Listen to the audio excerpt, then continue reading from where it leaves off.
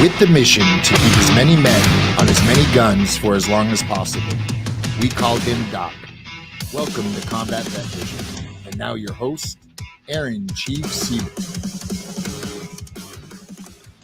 Hey, welcome to Combat Vet Vision. This is a place where I get to really talk about some of the things that happened to me in my life or in the combat world of things. Our combat vets that get on here, they get to tell their stories, they get to tell their different situations, their opinions on life and things that they're dealing with that are true to them and true to me. So, we may experience some of the same things, we may go down the same roads, we may travel together, we may do this, but the thoughts, the processes, the things, the lives before us, everything affects us in a different way. But right now, I got my good buddy Eric Ellis on with me. Eric Ellis, United States Marine Corps, served some time, and dealt with a whole bunch of things before the Marine Corps, and then after the Marine Corps, a lot of things and a lot of processes. And he was actually the first guy that we actually sent to Camp Hope to get some help through the PTSD Foundation of America, through Warrior Built, and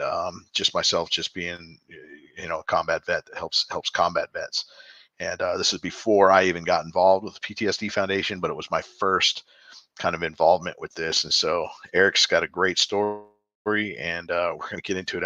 I got some great stories with Eric. So Eric, hey, thanks a lot for being on. Hello, how are you? Hey, good to see you. And now business owner, clothing line kind of thing going on with you, in the realm of that. That's another piece that we'll talk about a little bit into this as we go. But yeah, let's talk about some of the things that some of the things. Let's talk about how you were brought up for a little bit, and then why you joined the Marine Corps, and how your time in the Marine Corps affected you, and what it did for you as a human being too. All right, sounds good. Well, I'm an 80s baby, born in 88, grew up in East Los Angeles, East LA, from childhood to early adult. I mean, I didn't know anything other than East LA, man. You know what I mean? But now I talk to adults, and they're like, "Oh, you grew up in East LA, man. It must have been rough." And as a child, I didn't think it was rough. It was normal. You know what I mean? So I didn't really experience anything other than East Los. So it was, and I had a great childhood. We weren't rich, but we always had food on the table. Fridge was full. Bills were paid. I appreciate the era I grew up in. I was able to, play outside, ride my bike, go to my friend's house, hang out on the streets until the street lights came on. You know what I mean? It's a lot different from, I guess, from today. But yeah, I often think of my childhood, and it was great, man. Really, no complaints. Like I said, it was all normal to me. My family, good people, not so good habits. As far as I would guess drinking and drugs weren't really taboo in my family. On my dad's side, yeah, like I said, drugs and alcohol were not taboo. So great people, like I said, just not so great habits, and that kind of, it wasn't abnormal for me, so when I got to of age, I started drinking at a young age, experimenting with, pot, stuff like that. And then maybe, I took it a little too far during high school, got kicked out, didn't graduate high school. My mom was kind of getting a little frustrated with me, hanging around, hood guys. I was big into graffiti, tagging. I still am, but more on the art aspect of it now. But let's see, maybe when I was about 17,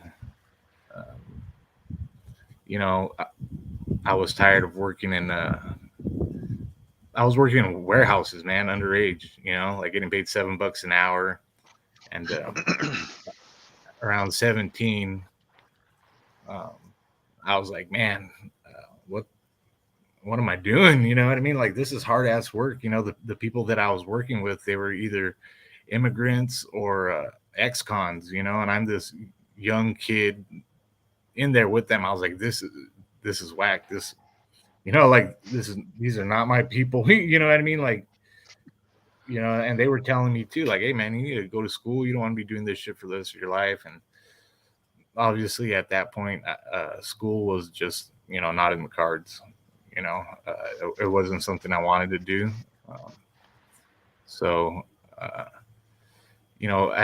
That was what, 2004, 2005. The conflicts were really on TV all the time, OIF and OEF, Iraq and Afghanistan. There were big news stories all the time. And I would see, the mothers, talking about their sons who passed away or their daughters. And it kind of hit me hard, man. I wasn't doing shit. I was more or less taking advantage of my freedom. You know what I mean? So, right.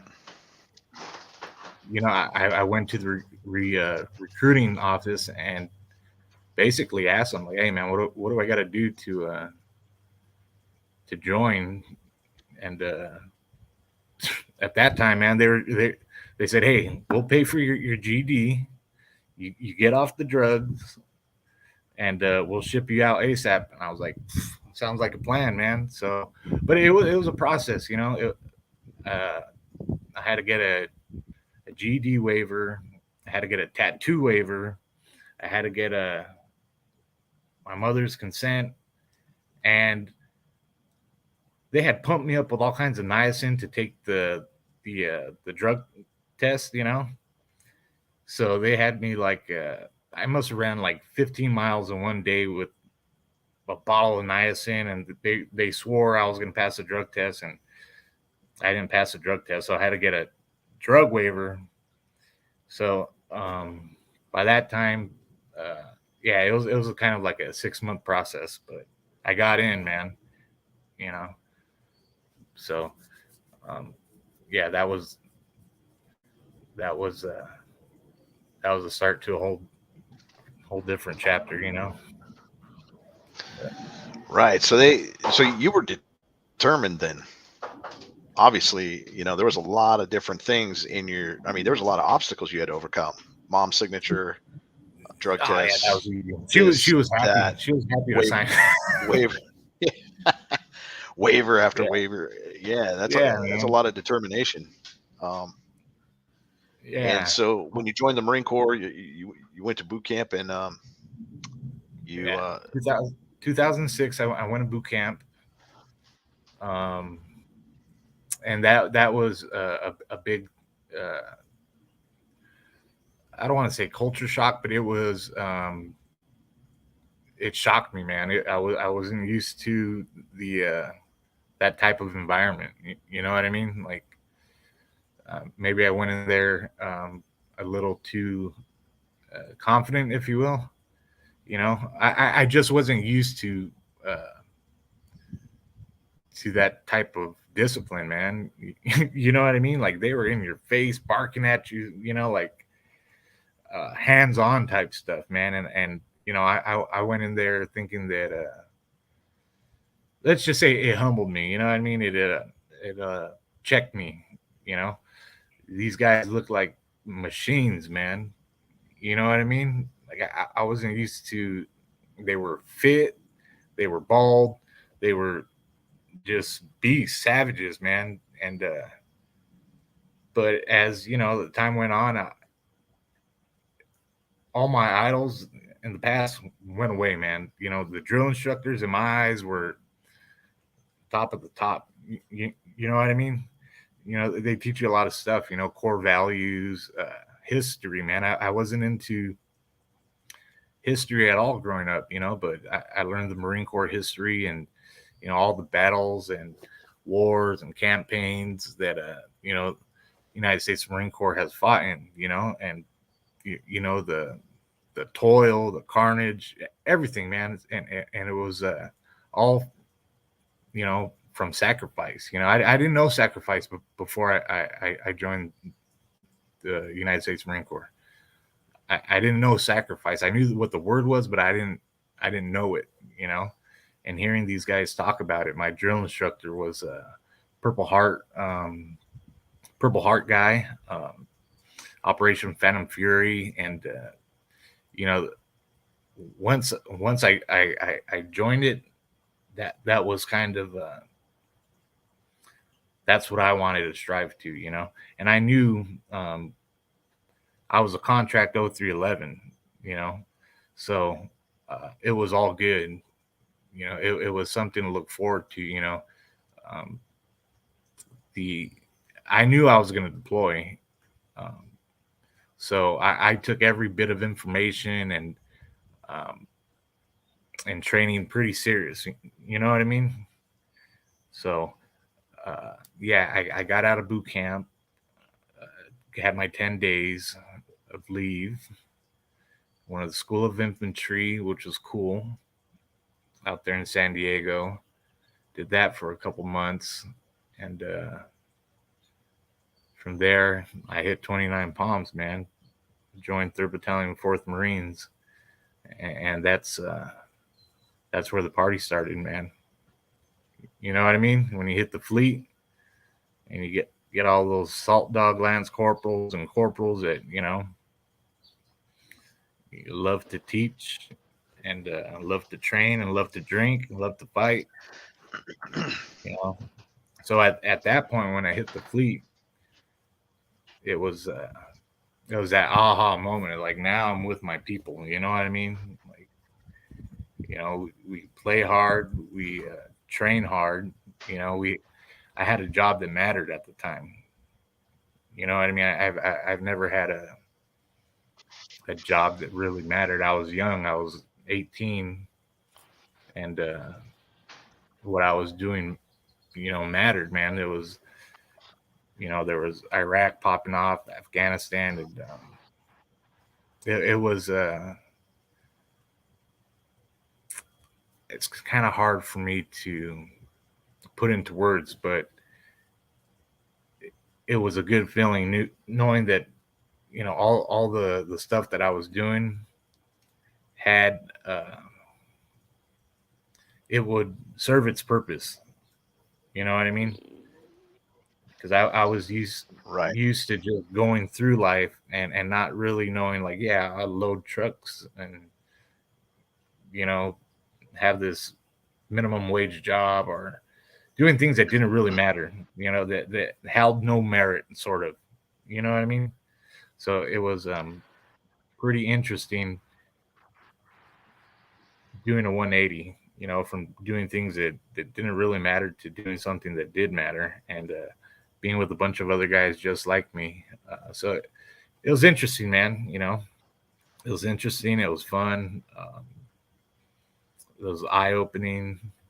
And I did my first deployment in 2008.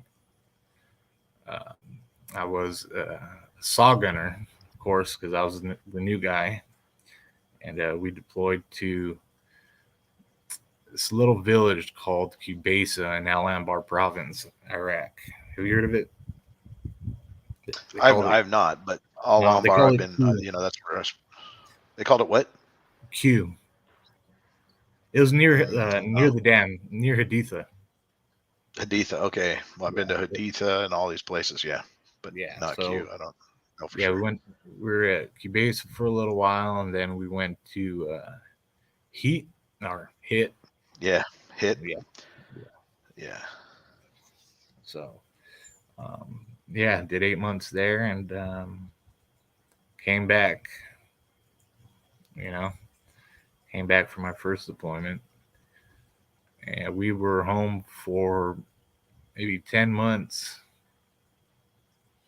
And we were all praying for Afghanistan, in 2009. And we got it. So we did about 10 months home. Then we went to Afghanistan. Afghanistan, 2009, and that was a different beast, man. You know what I mean? I was in Iraq the end of OIF, you know, so it wasn't too hairy at all.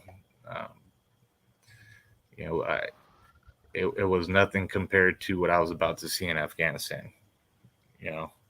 So, um, yeah, I spent about 8 months in Afghanistan from 2009 to early 2010. And yeah, that, like I said, it was a different beast, man. I would have much rather have gone to Afghanistan first than Iraq, you know. Right. But you know what I mean? Because yeah, you don't get to draw those straws though. yeah, right. You know, Yeah. but you know, I was able to everything I trained for, and you know, all the hard work that went into the training, I used in my deployments. You know what I mean? I used my weapon, I used my combat lifesaver skills. You know what I mean? I used just about everything except for my damn gas mask, which I'm glad I didn't have to use. You know what I mean? Exactly. Yes. You know, and so end of 2000, we came back home from Afghanistan 2010, and a couple months later, I was out, man. You know, I was a 22-year-old, two-time combat vet. Yeah. You know what And I mean? two different warrior efforts. Yeah. You know, and you said some stuff. You know, as I think about, you know, you talking about how you went from this guy that was doing this minimum wage job to a sense of purpose, to obviously Iraq, which was a life and death kind of situation, to Afghanistan, where you knew it was a life and death situation, Oh yeah. to the pinnacle of your time there. You know, when you think about how important you were as a team player, as a saw gunner, as you mentioned, as whatever you were doing, and you looked at what your friends were doing, very important jobs to everybody's safety, to getting home after that deployment. Yeah. And nothing in life maybe compares to what you had to do, how you had to treat life, the importance of that life experience at the time, right? Most important. And you come back and you get to drop your pack off shortly after that. Like you said, you got out. And, you know, I think getting out, you know, talk about the difficulties of finding, you know, new purpose, new Oh yeah. motivation. Or just talk a little bit about that. You know, as I reflect Well, back, you know, as I listen to you, you know, I just kind of, I know sometimes we sugarcoat some of those things because it's hard to yeah, kind of for wrap it up sure. and explain Well, it. Yeah. I hate to cut you off, but there was a few times, you know, like, you know, when I first got to boot camp, you know, uh, they bombard you with the drill instructors and all this stuff, and it's crazy, man. You're like, your senses are, you know, I was Overloaded. scared. You know what I mean? These are grown men. I was a skinny ass, yeah, 18-year-old. You know, but for a quick second, man, you think like, what decision did I make to end up in this place and time right Right now? here, right Yeah, now. you know, and you remember those times, man. You know, like, You're so right. you know, when the first time I heard motors going off in training, the first time I threw a hand grenade, I was like, man, it was exhilarating, and I was like, man, what in my life that was awesome. You know, because you watch the movies, and as a child, you see movies like Terminator or Or all these war action movies. movies, yeah, war Yeah, all these movies, action. and you know, you're like, man, that's interesting, that's badass. And then fast forward, you know, 15 years, you're the guy wearing the camis, you know, wearing the boots, doing it, and it's kind of like, you get those surreal moments, you know, where it's, man, I'm doing it, you know. But you know, there's just other times, you know, when I was sitting on post in Afghanistan, dude, and I had another one of those moments, man. It was like my 8th hour on post, you know, shit's jumping off, and I'm like, I remember telling myself, like, I would not take $1 million to extend. There would be no, you know what I mean? At the time, I was like, I wouldn't do it for $1 million. You know what? Right. You know what? Again, how did I end up in this situation? You know, like, this is crazy. This is the shit that movies are made out of. You know what I mean? Like, Yeah, and you know what's interesting is how real movies make it look, and how yeah, in our minds when we're in the situation we compare this. I mean, yeah, man, even for when I sure. was getting picked up and the helicopters were landing, I'm like, "Hey man, here this is the movie part where I saw the where I saw the Yeah, bushes blowing over from the rotors, you know, it's like this yeah, very surreal it's a very surreal moments that hit and you're like, "Yeah, this is like the movie." But this is yeah, not the man, movie. This is a real yeah, this is the real yeah, deal. for Yeah. sure, man. You know, I was on I was on post one time, and we had a rooftop post, and I had one of those. Damn. I didn't get the memo, man, about uh, about you know the Soviets used green tracers back in the Yeah, day. They okay. used green Right. tracers. Okay, in Iraq, we used green dazzler. Did you have the dazzlers? Yeah, we had They're the like green dazzler and we did have the green tracers, but we also had the red tracers too. okay, yeah. I only knew red tracers. I had Right, right. never heard of green tracers in my entire life. I didn't know they existed, but I knew that the green dazzler is. You know, I don't know if somebody doesn't know that's listening. It's a super It's a high laser. powered laser Laser. that you Right. point at a oncoming traffic to get their attention to slow down before they get shot. You know, and so I was on post about maybe a kilometer to 2 kilometers away is another combat outpost that the Marine Corps MPs were using, and I seen like what I thought was a green dazzler. You know, I thought it was the other post trying to get my attention, like because their comm would go down sometimes, so they would flare us or some shit like that to get our attention, so we can get a hold of you know the fob and let them know that communications aren't going good. But um, I was thinking like it felt like 5 minutes, man. But I messed up. I had earphones in, you know. So I seen what I thought was a green dazzler. I'm like, man, this guy's gonna burn my eyes out. It seemed like forever, but my cami netting started shaking like violently. I flicked off and it was those damn green tracers, man. I was getting lit up on post. You know what I mean? And I was like, what? My cami netting was shaking, dude. It was in the middle of the night. You know what I mean? I was on a Mark 19 post, and I was on a Mark 19 post, automatic grenade launcher, man. I didn't. We were in a village, man. I didn't use that Mark 19. You know, Too much I got collateral 'em. damage possibilities. Yeah, you know, I I just didn't feel right using it because it was very hard to see where it was coming from. There was a village in between us. I know a lot of the guys were like, I would have lit those motherfuckers up with that Mark 19. And I'm like, dude, like, you Yeah, know, you have to look at a lot of different things when you're about ready to pull the trigger, and you know a lot of people say they would do this, but you never know until you're in that position. yeah, man, you know, I had really no idea where they were coming from. Um, Mm.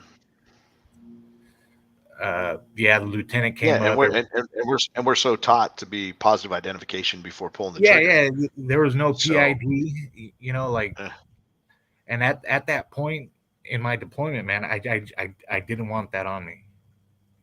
You know what I mean? oh I, yeah, I I I mean, I get it. They were shooting, but I didn't. There's a fly. Excuse me. I didn't want that on me. I didn't want a casualty. I didn't want to. You know what I mean? yeah, But again, that was one of those times. Like, what the f? You know what I mean? Like, it was like, this is bananas. This is nuts. For a split second, I thought I was in Star Wars, man, because those tracers, but they're green, dude. It's, yeah. They look like the lasers. Yeah, they look like yeah, lasers, man. I swear, it's yeah, dude. nutty. And everyone's like, "How come you didn't?" I was like, "Dude, I thought it was that." Of course, I didn't tell anyone I had my earphones in. You know what I mean? So I couldn't really hear the gunfire. That was the last time I ever wore my headphones, for sure. But yeah, just a crazy situation. You know, getting back to getting out of the Marine Corps um, as an adult. You know, um, naturally I went back home. Um, and I mean, I tried to catch up. I, I uh, I went back home and I got a job as an iron engineer, and I did that for about 6 months, and it was super hard, physically, and it just wasn't working out again. Um, at that point, I was like, man, I just got out of the grunt field. I'm 22 years old. I don't want to have a backbreaking job, for the next 20 years. So I went back to school, and I did that for a while. Um, Meanwhile, I was drinking, having a good time. Um, I didn't smoke pot, but I did do some cocaine, on the weekends here and there. You know, um, I was a good student until the damn drugs. I ran out of coke um, one weekend, and a buddy of mine was like, "Hey man, I got some of this." I'm like, "What's that?" He's like, "It's meth." And I'm like, "I'd rather not." But the more I drank, the drunker I got. So my thought process was a little distorted, if you will. Anyways, so I did the meth, and that's it, man. It was a wrap. It was it was it was my maiden voyage into the next 3 years of drug use, man. Crystal meth addiction. So, um, yeah, that was it, man. I did it, and I was like, "This is my thing." You know what I mean? This is it. This is Yeah, it becomes your best friend, and it's right there with you. It's got yeah, everything you need, everything you want, you think, and yeah. Because like I went back home. I tried to hang out with the same dudes that I hung out before I went into the Marine Corps with, and we were just on two different levels. You know what I mean? As right. far as how we seen the world, our interests, they weren't my people. I grew up with them. We've been through some stuff, but they weren't they weren't combat vets. You know what I mean? They I don't want to say they weren't on my level, but they weren't. You know what I mean? You don't, yeah, you just don't have that. You don't have that connection with them that you can have, that genuine connection that you have with someone you almost spilt blood with, uh, or especially when you learn the history of the Marine Corps and the sacrifice, and you have this different like honor system of how to value life and things. I think maybe that might be some of the effective things that I look at too in my life. Yeah, exactly. So I was missing that. You know what I mean? Because I went full bore in 4 years, man. You know, Marine Corps, 2 combat deployments. You know, training, combat. Then bam. I, in retrospect, man, I should have stayed in. You know what I mean? This is one of my Right. biggest regrets is getting out. You know, but um, yeah. So I started getting So high, and I recognized that I was getting out of hand. So I moved out of East LA. I moved to Riverside because in my mind, oh, I'll get away from this neighborhood and move to Riverside where I don't know anybody, and you know, start off with a clean slate. But excuse me, I was naive, you know, because I I wasn't fixed myself, you know. So right, and your dad was in your life at this time too, right? yeah, my dad was yeah, we great relationship, you know, but he's the one that told me like, hey man, get out of the hood.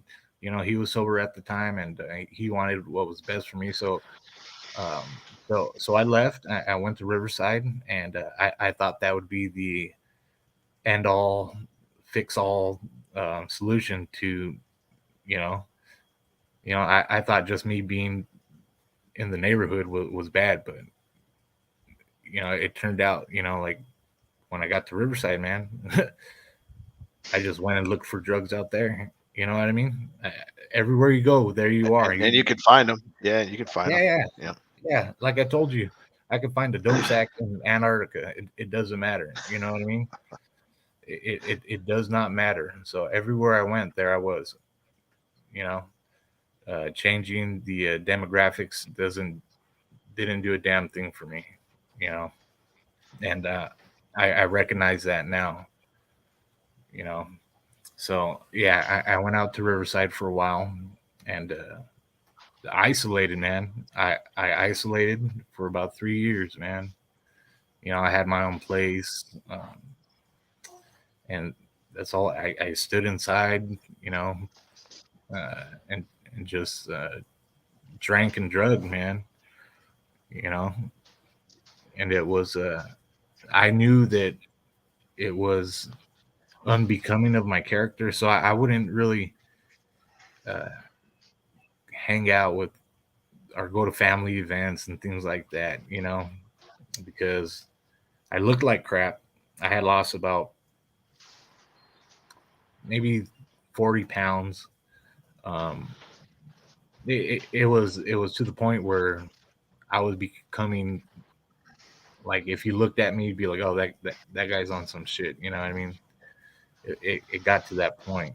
So I knew that, what I seen in the mirror was the same thing everyone else did, and I was really conscious of my situation at that time, and so yeah, I did that for about 3 years. And at the end, the culmination of it was a pretty bad car accident, man. I had fallen asleep at the wheel, and I wrecked at about 11:30 in the morning. I wrecked on in Banning on the freeway. Thank God I didn't hit nobody, but crashed into the center divider. Um, to make this long story short, that's when my father kind of grabbed me by the neck and said, hey man, I'm gonna introduce you to some people, and we're gonna, like, it ends today, dude. And that's when I met you and Nick. Yeah, Nick So, Ham, Warrior Built Foundation. We talk about the Warrior Built Foundation and the PTSD Foundation a lot on my program. That's because I'm heavily involved in those. Eric just happens to be one of the first guys that really needed some deep, dark help. Yeah, man. And we didn't know much about the PTSD Foundation of America, but through some people that we heard about and knew, we ended up sending you there. Yeah, to man. Camp Hope. I remember when I met you guys. You know, that was pretty cool. I met Nick first, Yep. and then he said, "Hey, he said I need you to come to the shop on Wednesday at 6:30." I said, "All right." And that's when the shop was bare bones, and it was you and another Marine sitting down in some plastic chairs, and you're like, "Hey, this is my combat vet group." Oh yeah. Yeah, it was at 6:30. Yeah, it was like this is before I was doing it with Camp Hope. You know, wow, Eric takes me back to some really cool memories. You know, just doing some warrior groups that were just because we were combat vets, and this is something that I started at Wounded Warrior Battalion West before I retired in 2011. But yeah, Eric was like number 3 to the seat. I think it was me, you. We even let Gecking come. He wasn't necessarily a combat vet, but he was adamant about needing some help and support. And then we had Mike Amato, if I'm not Before mistaken. that, So it was Cristo. yeah, Cristo Gomez would come too. Yeah, another guy that would show up too. So you know, but there would be like only 3 of us every week. But yeah, it was great. Yeah, man. So you know, I really enjoyed those meetings, man. You know what I mean? It was my first. It was literally my first time hanging out with veterans. You know, combat vets since basically the military. You know what I mean? So it was a little bit of camaraderie. You know that was sparked, and I enjoyed it, man. You know, and yeah. Yeah, a few weeks later, a few months, well, a couple months later, I went to Camp Hope, huh? Yeah, I think you stayed at the shop, man, because you were dealing with so much stuff, and we, you know, we wanted to keep you safe, give you some opportunities, push you in some positive directions. But it still probably wasn't enough, obviously, um, with really having what Camp Hope was able to give was a whole different direction, you know, Yeah. and Yeah. give that scope on Camp Hope, and it's out in Texas, Houston, and Eric went out there for some time, and he pulled me out there, by the way. So go ahead and Yeah. tell the story. Yeah. So when I met you, I had a little tiny bit of sober time. I think it was maybe like maybe a month and a half or something. But I knew that well, I didn't have shit at the time, man. I was living with a friend of the family, Adrian Shavir's dad, Big Adrian. Yeah. I was renting a room. I had nothing. I had a baby on the way, and I was eager, man. I was eager to get back in the saddle and try out the sobriety thing. So when you guys had mentioned the PTSD Foundation, I mean, I was all for it. You know, didn't really know much about it, man. Um, but when I got there, it was I think it was what I needed at the time. You know, it's vet to vet. What is it? Peer mentorship, um, faith based, interim housing. It was a 30-day program when I went, and I did the whole 30 days, and it was great, man. I learned a lot. You know, I met a lot of amazing people. Um, in retrospect, I do think that I definitely needed more than 30 days. You know, And that's why it's extended. It's obviously now 4 to 6 months. It's a lot great. more, Yeah, that's lot more great. expensive. Um, but yeah, man, there was no really free time there, man. They packed classes, meetings, gym time. AA, Drugs Anonymous. Yeah. Counseling. Everything. Counseling. They had everything, and it was great because it kept me busy. And one of the good things about it is that the people who worked there had gone through what I went through. So there was an example of what can be. You know what I mean? Of what a transformation kind of looks like, or someone that's Look like. Yeah, exactly. So the dudes that were teaching the classes were once in the classes, and they had some sober time, or they got help with their PTSD, and kind of like success stories in a way, but just gave me something to look forward to rather than if I were to go to a treatment that's ran by civilians. You have somebody that's a clinical psychologist that you can't relate to, that someone who spent 8 years in the military rather than, or excuse me, 8 years in school rather than talking to someone that spent 10 years in the military. You know what I mean? So yeah. Eric, we have about 5 more minutes on this, but if we need more time, we can kick it off again next week for part 2 maybe. yeah. But talking about Camp Hope, I mean, there's a lot that you can go into. Oh, you yeah. ended up calling me up and said, "Hey, Chief, they want you out here to go through the curriculum as a 12-day course for me to get spun up, take the 30-hour certificated course, and then come back and actually work for the PTSD Foundation of America and help combat vets directly through the faith-based side of things, instead of just running the group like I normally do. I extended it into some more faith-based pieces and doing some stuff. But yeah, go ahead and talk some more about that. But real quick, man, you put the title on this, The Good, the Bad, the Ugly. Talk a little bit about why you did that too. But go ahead and finish your thought process on what you're doing. Well, yeah, when I seen you guys at Camp Hope, man, that put a big smile on my face. Remember?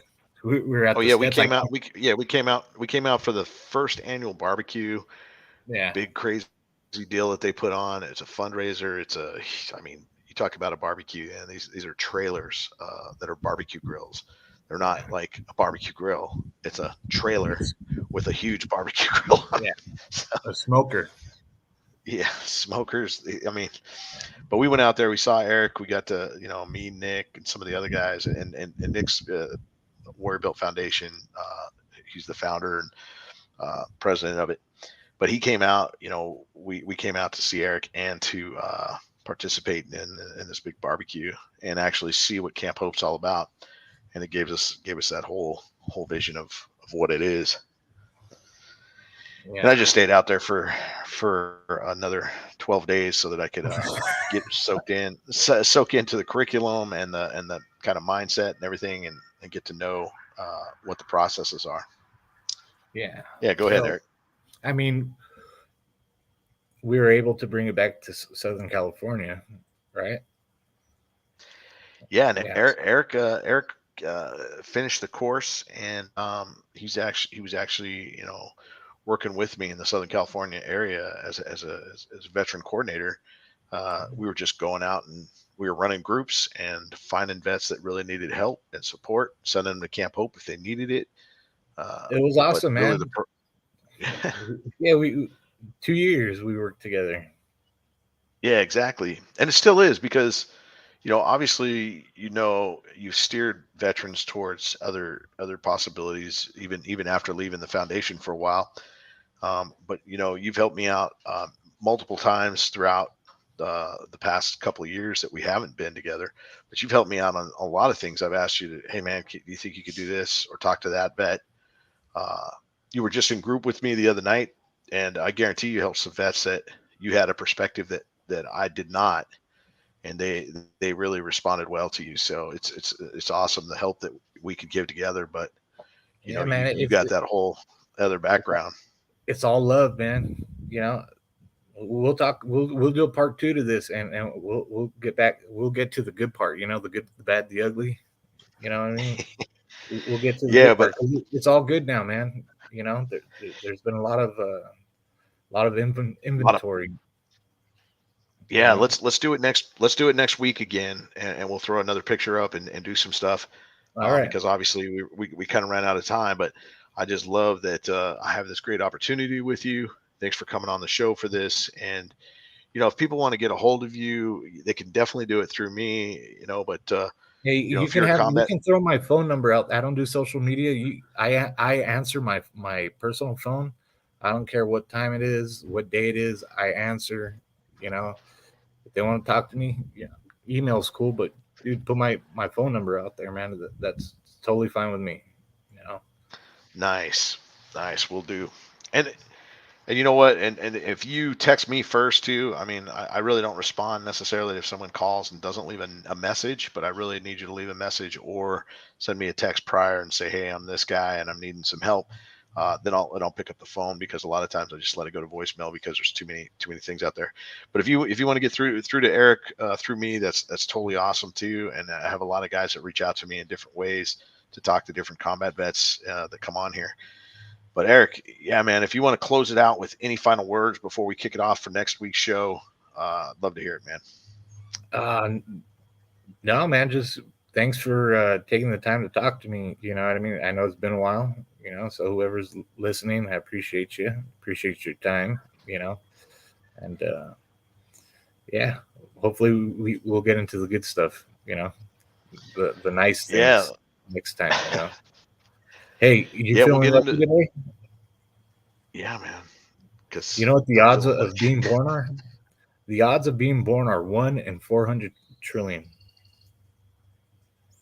Wow. Yeah. That's the odds. Yeah, man. Jeez. That's some good luck.